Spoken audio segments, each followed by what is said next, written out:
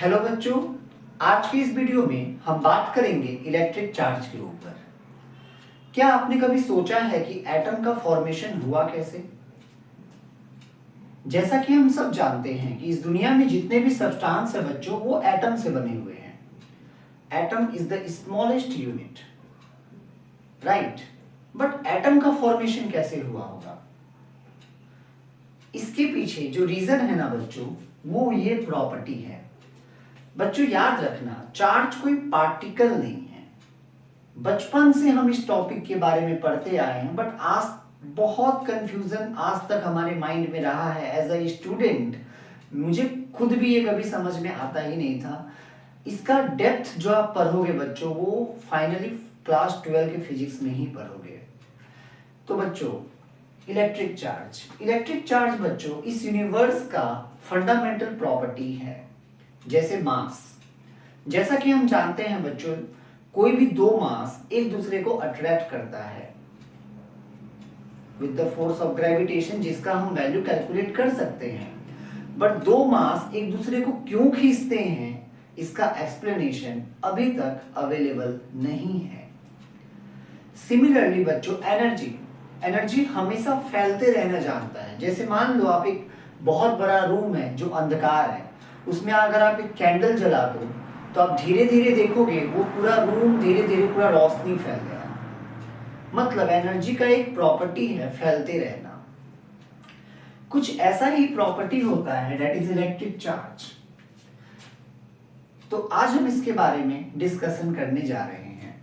देखो बच्चों, मान लो अगर मैं दो प्रोटॉन को साथ में रखूं, ये एक प्रोटॉन है और ये एक प्रोटॉन है, तो मुझे पता है कि इसके बीच में जो फोर्स काम करेगा वो रिपल्सिव नेचर का होगा।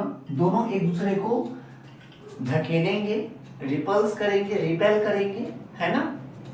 अगर मैं इलेक्ट्रॉन और इलेक्ट्रॉन को आपस में साथ में ऐसे रखूं तो दोनों के बीच में रिपल्सन का फोर्स काम करेगा बच्चों। और अगर मैं प्रोटॉन और इलेक्ट्रॉन को सामने रखूं तो इनके बीच में एक फोर्स काम करेगा जो अट्रैक्शन इन नेचर का होगा। दैट मींस ये इसको इस तरफ खींचेगा, ये इसको इस तरफ खींचेगा।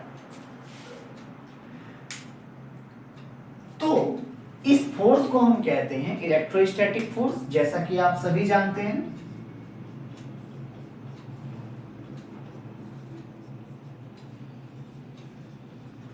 इस फोर्स को हम कहते हैं बच्चों इलेक्ट्रोस्टैटिक फोर्स। बट ऐसा क्या है प्रोटॉन और इलेक्ट्रॉन के अंदर जो उनके बीच में ये फोर्स काम करता है? आखिर क्यों? तो बच्चों, इलेक्ट्रॉन और प्रोटॉन के बीच में एक ऐसा प्रॉपर्टी तो होगा जिस प्रॉपर्टी के कारण उनके बीच में ये फोर्स काम कर रहा है। और जब वो प्रॉपर्टी सेम नेचर का है तो वो रिपल्सन हो रहा है, और वही प्रॉपर्टी जब ऑपोजिट नेचर का है तो वो अट्रैक्शन हो रहा है। इसी प्रॉपर्टी को बच्चों कहा गया चार्ज। लेकिन चार्ज क्या है एग्जैक्टली, इसका एक्सप्लेनेशन बच्चों आज तक रिसर्चेस का टॉपिक बना हुआ है। आज तक इसके ऊपर रिसर्च चल रहे हैं। व्हाट इज एग्जैक्टली चार्ज हमें नहीं पता। हाँ, चार्ज के बिहेवियर के कारण हमने इसका डेफिनेशन बनाया है कि चार्ज इलेक्ट्रॉन और प्रोटॉन के पास एक ऐसा प्रॉपर्टी है जिसके द्वारा उनके बीच में इलेक्ट्रोस्टैटिक फोर्स ऑफ अट्रैक्शन और रिपल्सन काम करता है। बट क्यों, इसका एक्सप्लेनेशन बच्चों अवेलेबल नहीं है। ये आज भी बहुत बड़ा क्वेश्चन बना हुआ है कि व्हाट इज एग्जैक्टली चार्ज। हम चार्ज के प्रॉपर्टी से ही इसको डिफाइन करते हैं। So what is electric charge? It is the property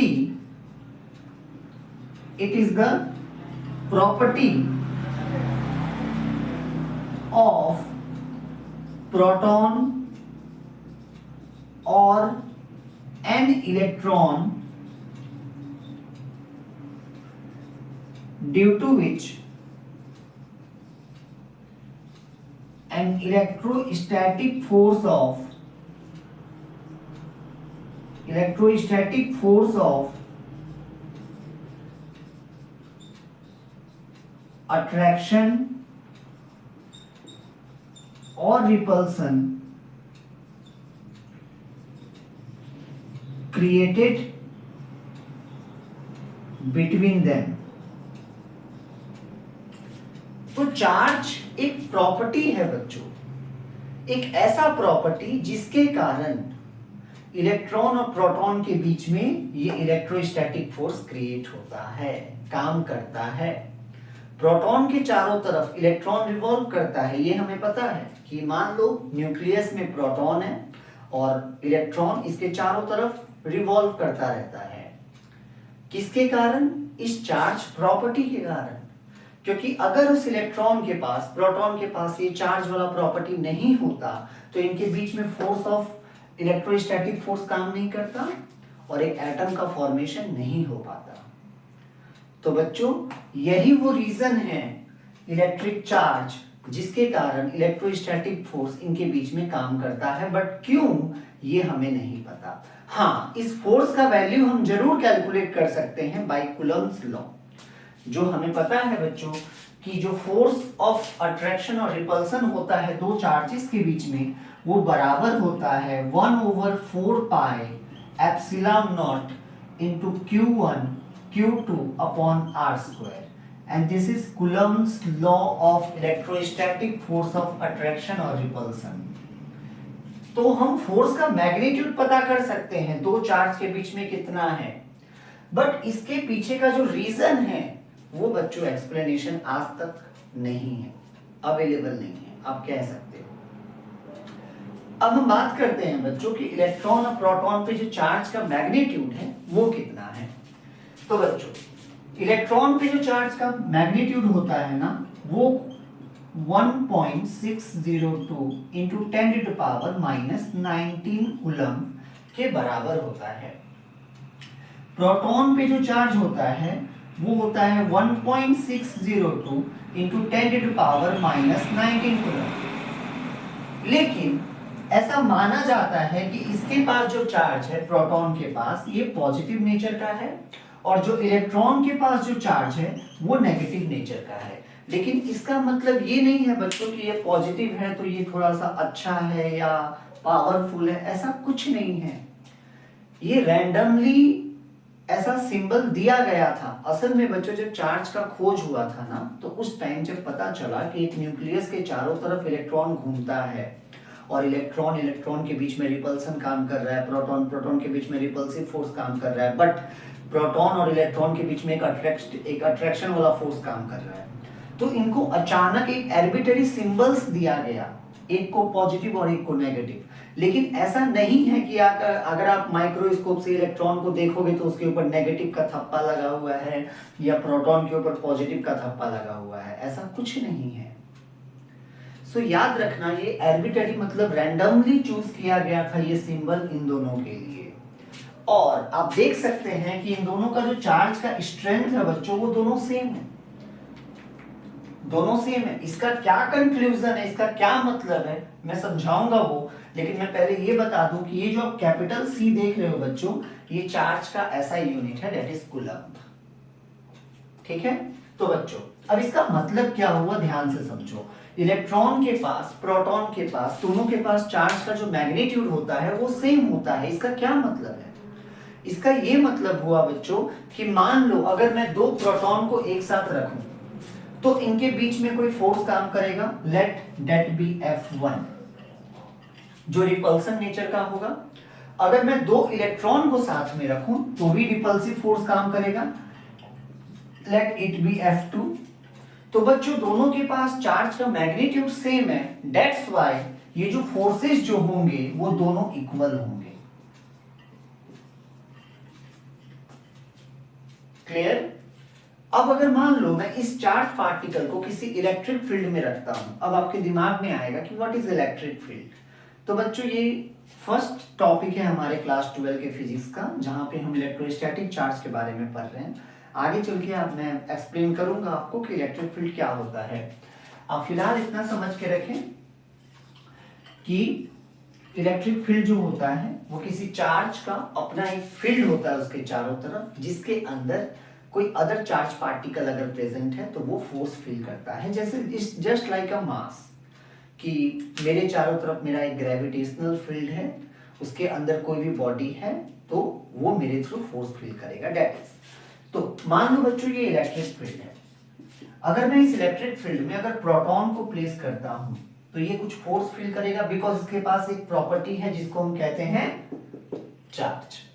तो मान लो ये फोर्स का डायरेक्शन कुछ ऐसा है, अगर मैं इसी इलेक्ट्रिक फील्ड में बच्चों इलेक्ट्रॉन को रखूं तो ये भी उतना ही फोर्स फील करेगा, बट उस फोर्स का जो डायरेक्शन होगा ना बच्चों वो अपोजिट होगा, ये याद रखना।